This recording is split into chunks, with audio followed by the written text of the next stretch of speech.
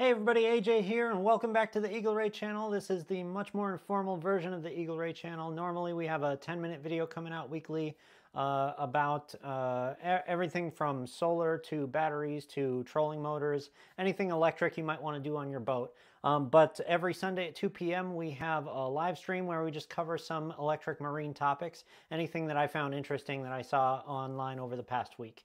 And so today we are going to talk about solar boat racing. Before we get into it though, if you just got here, please hit the like button so that we can get this out to as many people as possible, because we do try to do a giveaway every time we do a live stream if we can get 100 people in the chat. Right now we're giving away the Milwaukee angle grinder along with a 5 amp hour Milwaukee battery. It's about a $200 value, great Christmas gift for a nephew or anybody who's interested in doing DIY boat stuff. That's kind of the idea. If you're interested in working on your boat, doing anything electrical, especially if your boat's made of aluminum, you definitely need an angle grinder. So it's a great holiday gift if you win it and want to gift it to somebody else. Or if you don't have an angle grinder yet, you can keep it for yourself. So let's get into today's topic, because I just came across yesterday or the day before a racing competition for college students that I thought was pretty cool. It is the, oh, interesting. Here we go. It's the Monaco Energy Boat Challenge. And this thing is happening yearly, it looks like, in the summertime. And so they get college kids from across campuses all over the world to build a boat from scratch that they bring to the competition in the summer for that year. So the last one was in July of 2023, and they're taking signups for the 2024 version right now.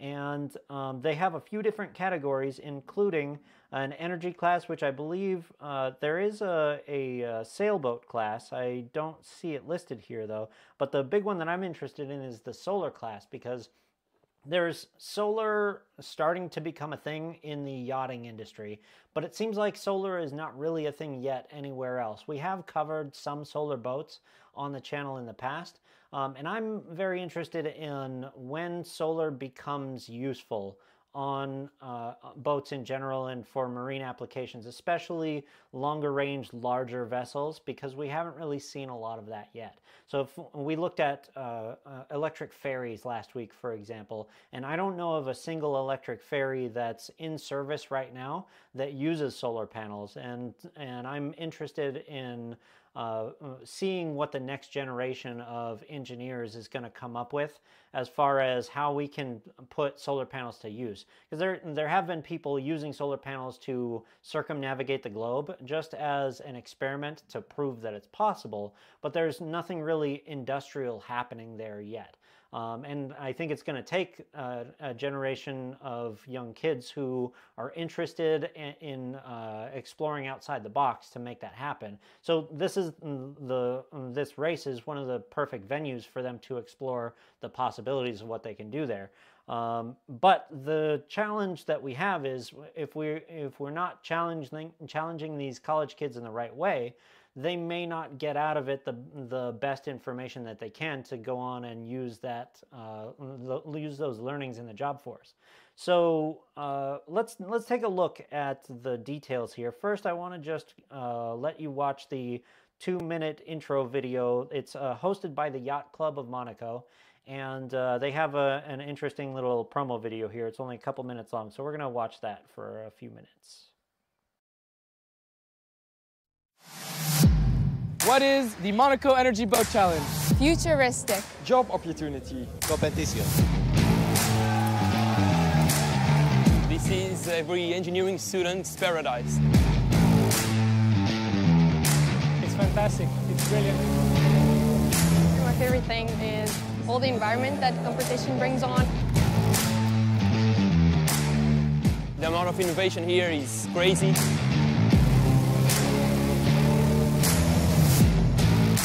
The boats are officially in the water.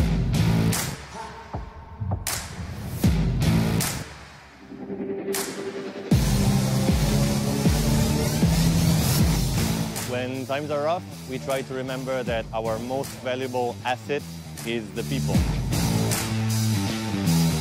I like how all the teams are helping each other and assisting each other. Everyone is so friendly and just nice to each other.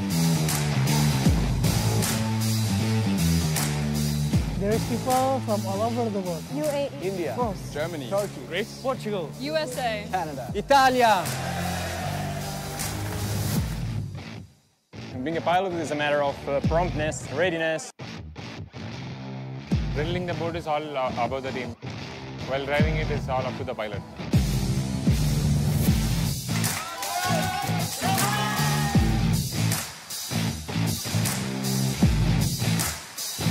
I think they're a lot of fun. Actually, we've got some great competition this year, the Italians mostly.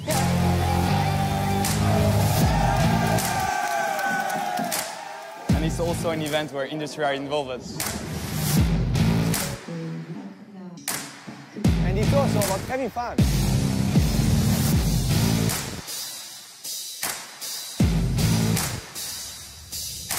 This is Monaco, the capital of advanced yachting. And it's lights out and away they go.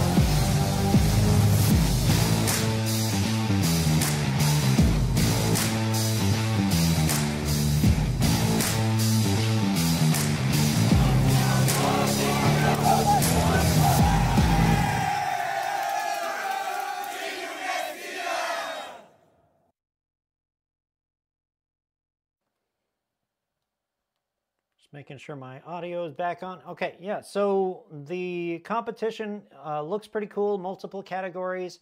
I really like the fact that they're challenging these college kids to put solar panels on a boat and see what they can do with them. But there's, I read through some of the rules for the competition, and I'm not sure that the rules are quite set up to allow these students to make the best use of their time when working on these solar panel systems that go on a boat, because based on what requirements you set for them, you could incentivize them to do things one way or another, and I'm not sure that the incentives are lined up well for them to focus on the right things when they're putting solar on boats. So let's take a closer look at that. But first, I just want to zoom in on the reason I came across this is because I found an article from the University of Louisiana in Lafayette, and they entered the competition. They're number 29. I think they took 13th place in 2023. There's I think 25 countries competing there were in 2023. Hopefully there will be even more in 2024. But 31 colleges from around the world, 46 teams. So each of the colleges, some of them only had one team, but some of them had multiple teams. So one of them would focus on solar, the others would focus on some other category, because they have just speed races. They had a slalom race, and then I think they had a course where they go out in the ocean. There's multiple different types of races you could enter into. But the thing with solar is, because I'm just talking about the solar category today, the other categories they have are also cool, but I'm mostly interested in what they can do with solar, because it's so rare and unique and hasn't really been done before. The question is yet to be answered, I think. Is it useful in an industrial way? So when you look at the requirements for the solar category, as far as I could tell, because I did see that they were using solar in the slalom races, and that struck me as a little bit strange, honestly, because slalom is where they zig and zag between the buoys, and you have to get through the obstacle course in the fastest time possible. By nature, it's a fairly short length race, right? You wouldn't want to do a slalom for 30 miles and then come back. So slalom, it makes sense for speedboats. However fast you can make your boat, fast and maneuverable, of course, that lends itself very well to a high-powered motor with a very light battery. And it doesn't lend itself very well at all to solar panels. So it strikes me immediately as, why would you even put solar panels on that boat in the first place? All it does is make it bulky and really kind of stupid looking. When the trouble with solar panels is, unless you have a large vessel, the solar panels determine the size and shape of the deck, because they're rectangular, and so they're not going to fit on a small, very aerodynamic deck. until you get the deck to a certain size. Then you can fit the solar panels within that deck. So a lot of these boats, you can see, like in this photo here, let me make sure you guys can see this. This entry from the Lafayette team, they have, I think it looks like a 10-foot boat or something like that. I think the total length limit that they were allowed to use was a 13-foot hull. But obviously you're allowed to extend the solar panels off the edge of the hull. So really the deck is determined by the panels, not by the type of hull. And that being the case, it's a very difficult thing to steer on the water if you're doing a slalom course.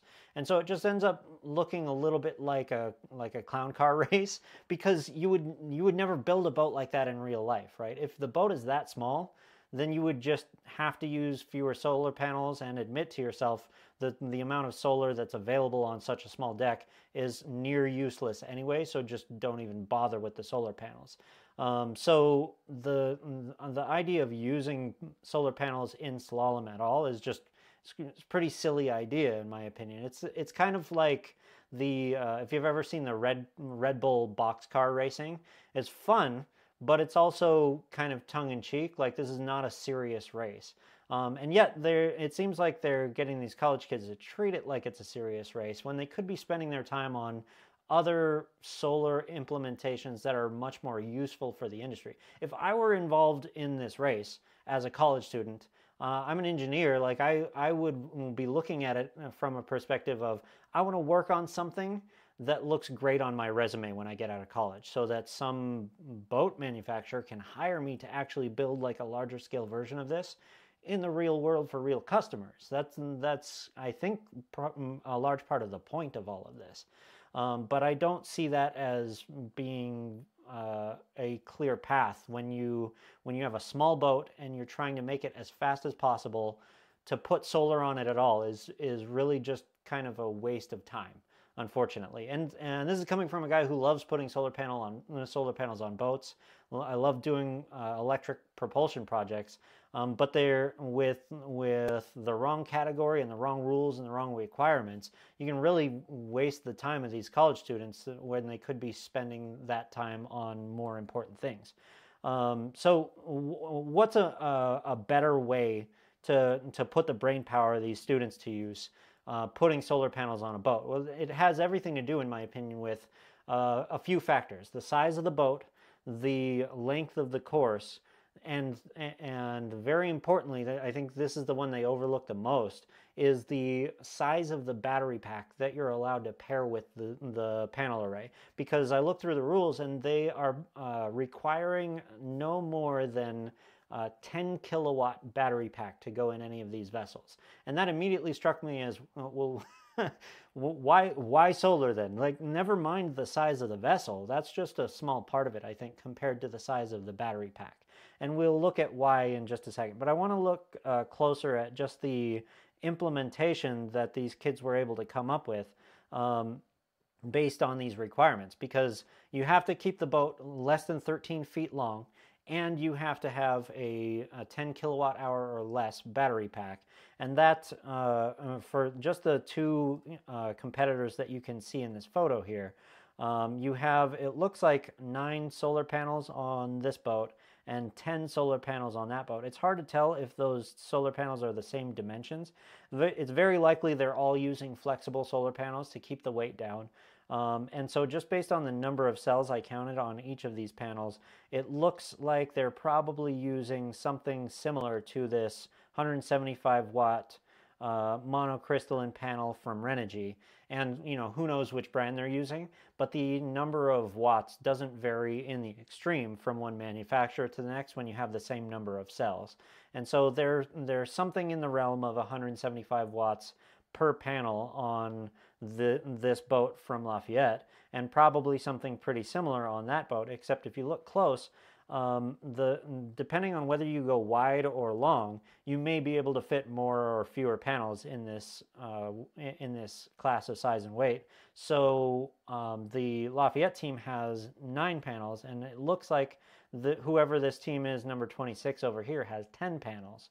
And I think the big question, if you're going to compete as a student in this competition, would be, well, how many solar panels can I fit, number one, but number two, does it matter if I have 9 or 10, or can I configure the system such that I can have fewer than that and still win?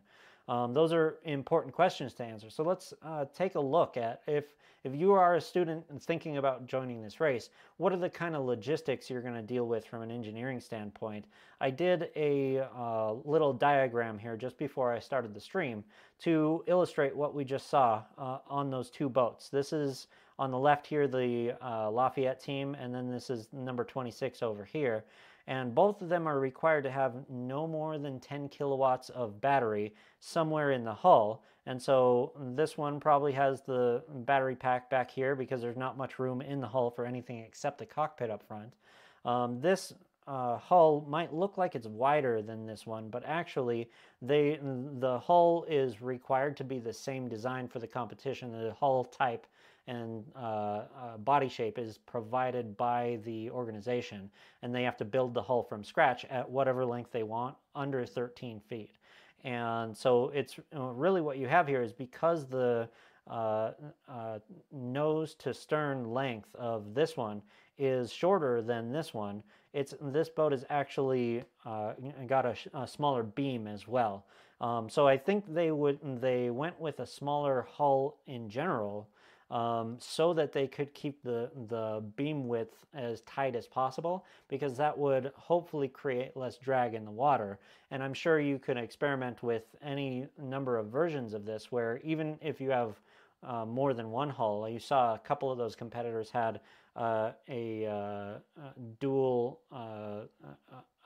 vessel setup, a catamaran setup. And there's obviously, if you have two hulls instead of one, it's potentially more drag, but there's also the issue of balance. If you have panels hanging off the edge, how maneuverable is it?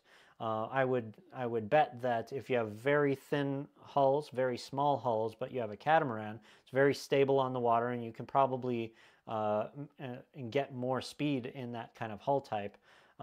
Whereas if you go with one hull and you make it as long as possible to fit as many solar panels, the big question is that going to be valuable in helping you win the race? And that depends entirely on how you set the race up. So I think if you're in the solar category, as the creator of this competition, you'd want to encourage students to use lots of solar panels. But I think the way they've set the requirements up, it actually encourages them to use as few solar panels as possible. So why is that? It's because the size of the battery has an amount of energy that completely trounces the total number of solar panels and the energy they can provide across even a long-term race. So obviously, if your race lasts a half hour versus 6 hours, that's going to make a big difference in how much the solar can contribute. If it's sunny daylight with no clouds in the sky the whole time, you're going to get 6 times as many total watt hours out of your solar panels as you would if the race were just 1 hour. So the length of the race matters a lot, but it matters a lot less if you have a battery that's just immensely larger than the total amount of energy you could pull out of the sun in a day anyway.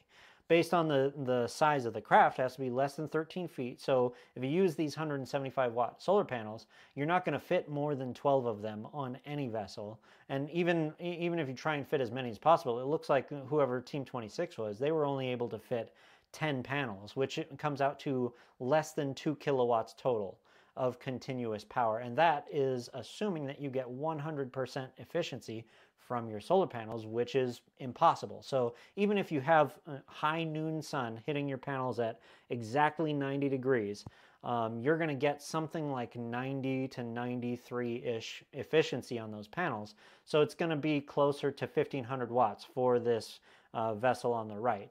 And that's 1.5 kilowatts compared to 10 kilowatts that you have in your battery. And so at this size, if you're allowed to have a battery that big, why wouldn't you just use the biggest battery possible? And who cares about the solar panels? The solar panels are providing an amount of energy that's a drop in the bucket compared to the size of battery that you're allowed to have. And so, of course, the speed that you can go, if you're supposed to get to the finish line faster than everybody else, the speed that you can go is entirely determined by the RPMs you can put into the motor, which is determined by the kilowatt capability of that motor's input power. So whether you pull that from battery or from solar or a combination of both, your limiting factor is the total energy that you have available on the vessel through the entire course of the race. And if you have more than 90% of the total energy coming from the battery, then it feels like, is this really a solar race? Why are the solar panels even there? This is a battery electric vehicle race, not really a solar race. So I think the problem there is, even if students learn how to put solar panels on a boat during this race, that's nice, but it also teaches them, well, why would I ever? These solar panels are not needed. So why wouldn't you set the race up such that it requires them to be creative and strategic about how many solar panels they use and why they arrange them in a certain way? So for example, if the battery, say the course lasts a half hour, you can put a 20 kilowatt motor on the back of either of these boats and run the battery from 100 to 0 in exactly a half hour, and you don't need any solar panels at all. And since these solar panels at most at high noon would provide maybe 10-ish% extra on top of that, it feels like, well, because they're so bulky and they take up so much space, wouldn't it be better to just use as few of them as possible and structure the size of the motor such that it takes all the energy that those can use? So it seems to me it's likely, because this boat on the left got 13th place in the competition. It seems to me extremely likely, and I didn't look into this close enough to see which of the teams won. It sounds like Italy did very well, but I don't know if they got first place. The boat that probably won is the one that likely had as few solar panels as possible. If I were going to build a boat based on these rules, I would build a boat with one solar panel because it still qualifies as solar, but it's really, the panels are just window dressing at that point, right? You're really optimizing for the battery with the motor, and then you put a solar panel on it just to qualify to be in the race in the first place. And I'll bet you that's what the #1 contender for this race did, because the rules are structured such that it encourages you to get rid of as many solar panels as possible. When if it's the solar category, in my opinion, it should encourage you to put more solar panels on the boat. The trouble, though, is solar panels, and this very clearly illustrates that solar panels are not useful on small boats in general. And there are exceptions to that.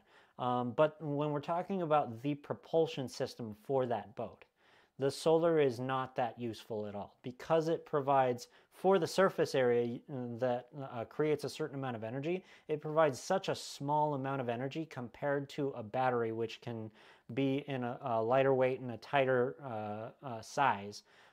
It makes so much more sense with a boat this size to just add more batteries. But that's not to say that you would never want solar on a boat this small. So I see people in the Facebook groups asking about their John boats all the time. Should I put a solar panel on it so that I can recharge my batteries while I'm out on the lake? And the answer is, if you spend a lot of time not running the motor while you're out on the lake, so anglers, for example, will go out to their favorite fishing spot and then they'll cast lines for most of the day and they're not running the motor, then even one solar panel could help charge your battery back up to full. Maybe you only used 20% of it to get to your spot anyway, and then one solar panel might be able to give you that 20% back if you're out casting lines for 3 hours. That's a perfect situation to put a solar panel on your boat for. But the question of, if you are intending to use the solar for propulsion, does it make sense on a small boat? The answer, I think, is generally no. So it's good that I think we're getting these students' hands dirty, actually putting solar panels on boats, but I would like to see a competition where they're encouraged to build a boat that actually becomes useful in the real world one day. And that requires getting them into a category where the boat it has to be larger so that you can utilize the amount of surface area that makes sense to put solar panels on boats with. So that the size of the battery is less important and the size of the solar array is more important. This is why, by the way, most of the time, if you're talking about propulsion systems, you don't see solar on boats except for rare instances in the yachting industry. And you only ever see it on catamarans because there's enough width and length surface area to put enough solar that it actually makes a difference in how far you can take the boat at a fairly slow speed. There's no such thing as a race boat that does that, by the way. If you look at any racing category, any speedboat in the entire world, if you're in competition, there's no such thing as one that puts solar panels on top of it because it would just be ridiculous to do so. It's a known waste of time. And in fact, even when you get to larger scale, it's still kind of a waste of time depending on the situation. So ferries we talked about last week, they never use solar panels because they have a known destination across a channel to ports that they control entirely on both sides. And so it makes more sense to put shore power on both of those ports and just have a battery to take you between.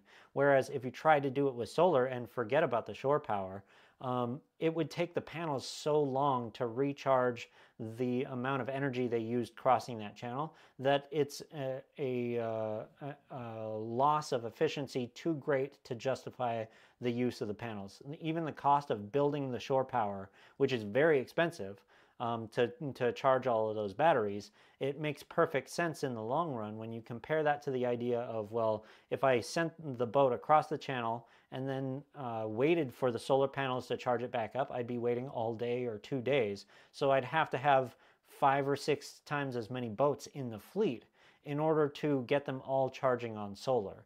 And so rather than buying way more boats, you just place shore power on the shores and you're good to go, and then you don't need solar at all. So there's so many instances where solar kind of shoots itself in the foot by not having enough power for the surface area for it to make sense. And that'll only change when you get to a scale where the amount of surface area matters more than the amount of volumetric or gravimetric energy density the batteries can provide. So with ferries, you can put a really big battery in the hull of the ferry and get it across the channel if the trip is only an hour long. But let's talk a little bit about longer duration distances than that. Because, for example, with ocean freight, you've never seen electric in ocean freight at all before. Nobody builds it because we're not at a scale yet with electric propulsion that people have figured out how to accommodate that. It is really kind of impossible with batteries to go that distance because there's no such thing as a battery small enough to fit inside the hull of even these giant ocean liners that can carry 25 to 50,000 containers. If you filled that whole hull with batteries, the amount of energy they're burning in diesel to move those boats, that they would burn the whole battery out in 2 to 3 days. And these boats have to go across the ocean for 20 to 30, sometimes 40 days.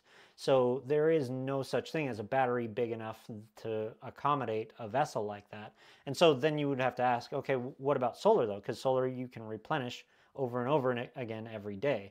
And the real challenge there is if you get to a large enough scale, the weight is scaling up as well. It's the same reason elephants aren't twice as the size they are. If they get twice as big, their body weight will be too heavy for their bones to handle.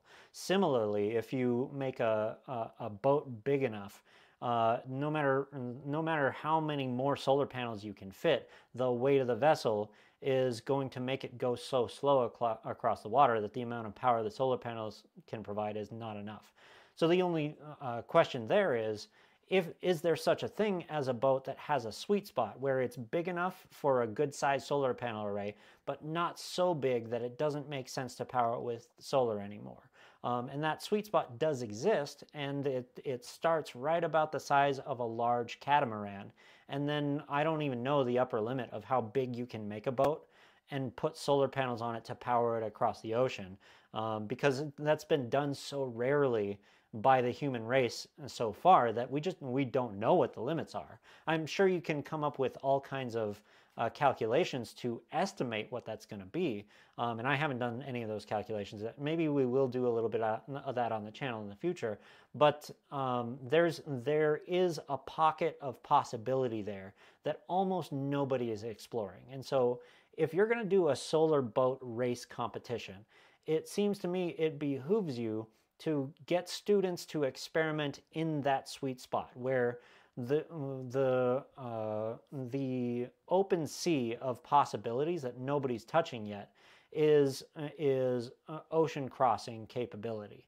And so I want to see a version of this race that's not just, go from checkpoint A to checkpoint B and then back again, and we do it in less than a day and we're all good. That's not really useful for testing solar on the water, in my opinion. The really useful thing for testing solar is multi-day trips across channels, across oceans, and make that a competition for college students. And obviously the scale of that would require more money. It's more difficult for people to participate because you'd have to get funding from somewhere. But when that happens, that's when we're really going to start to see innovations that break this barrier of, can we even do long-form cargo transport across oceans, or even just island hopping in certain locales in the world? That's the next step of what electric will be capable of in the future, and it's going to take the next generation of the college students, the younger end of Gen Z and the Gen Alpha that's coming up right behind them. They're going to be the ones who figure all of this stuff out, because people my age they seem content to not even bother. I'm super interested in it, but I don't have the energy I did when I was a college kid, so I'm not going to go build a boat that big.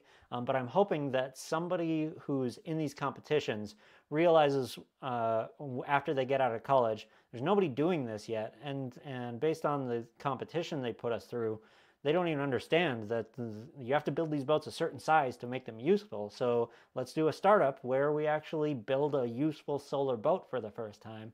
And like I said, there are people doing that in the yachting category, but again, that's mostly not for propulsion. When they attach solar panels to a propulsion system, it's usually just like a pinch on the cheek supplement to a hybrid system where it's powered by diesel, but also could take a little bit of power through the solar panels. There's very few instances where the boat is fully intended to be powered off of solar and nothing else. And there's, I think, a lot we can do there to improve ocean transport, whether it's passenger transport, freight transport, doesn't matter. There's a realm of possibilities that is practically unexplored. And the reason we have races like this, I think, is to encourage students to go explore those possibilities. So I hope to see this competition get more popular, but I do feel a little bit like Monaco Energy Boat Challenge could do a little bit better by changing the rules. A couple of suggestions I'd have for them. If you're going to keep the races short, intraday, stay in the same harbor type thing where you hit checkpoint, checkpoint, checkpoint, and then come back.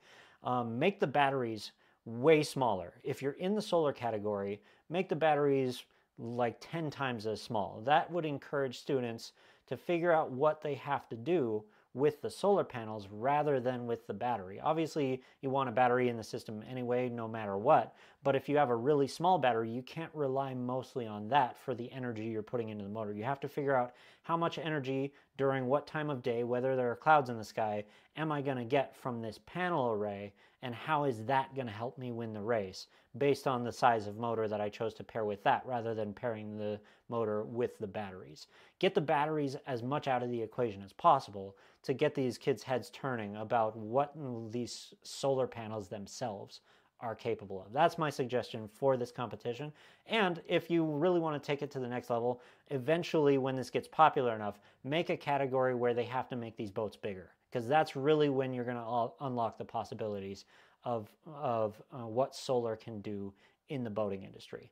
So that's my 2 cents. I think it's a cool competition. I hope everybody who's watching this enjoyed the little overview. And if you have students, if you have kids in college or you are in college yourself and you'd never heard of this before, if you have any kind of engineering degree, I studied computer science in school. I would have been all over this. I would have loved to be in a competition like this. So whether you do computer science, electrical engineering, chemical engineering, whatever kind of engineering you're interested in, go over to the EE department at your college and show them this and say, hey, can we do this coming July? This looks like a lot of fun.